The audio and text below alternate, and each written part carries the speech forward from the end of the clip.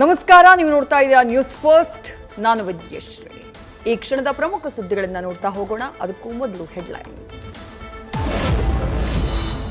ರಾಜ್ಯ ರಾಜಕಾರಣದಲ್ಲಿ ಜೋರಾಗಿರೋ ನವೆಂಬರ್ ಕ್ರಾಂತಿಯ ಚರ್ಚೆ. ಲೋಕಸಭೆ ವಿಪಕ್ಷ ನಾಯಕ ರಾಹುಲ್ ಗಾಂಧಿ ಆಗಮನಕ್ಕೆ ದಿನಾಂಕ ಫಿಕ್ಸ್.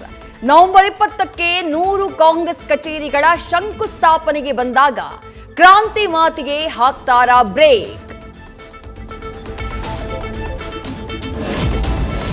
ಸಂಪುಟ ವಿಸ್ತರಣೆ ಅಥವಾ ಪುನರ್ರಚನೆ ಏನೇ ಆದ್ರೂ ನಮಗೇ ಸ್ಥಾನ ಸಿಗುತ್ತೆ ಅಂತ ವೇಟಿಂಗ್. ಸಚಿವ ಸ್ಥಾನ ಮಿಸ್ ಆದ್ರೆ ಲಕ್ಷ್ಮಣ ಸವದಿ, ಡಾಕ್ಟರ್ ಅಜಯ್ ಸಿಂಗ್ ಸೇರಿ ಕೆಲವರನ್ನ ಸೆಳೆಯೋಕೆ ಬಿಜೆಪಿ ಪ್ಲಾನ್. ಬೆಳವಣಿಗೆಗಳನ್ನ ಸೂಕ್ಷ್ಮವಾಗಿ ಗಮನಿಸ್ತಾ ಇರೋ ಕೇಸರಿ ಪಾಳೆಯ. ಸಿನಿಮಾ ಸ್ಟೈಲ್ನಲ್ಲಿ ಶ್ರೀಗಂಧ ಮರ ಸಾಗಾಟ ಮಾಡ್ತಾ ಇದ್ದ ಗ್ಯಾಂಗ್. ಟೆಂಪೋನಲ್ಲಿ ಈರುಳ್ಳಿ ಮೂಟೆ ಅಂತ ಗಂಧದ ಮರಗಳ ಸ್ಮಗ್ಲಿಂಗ್.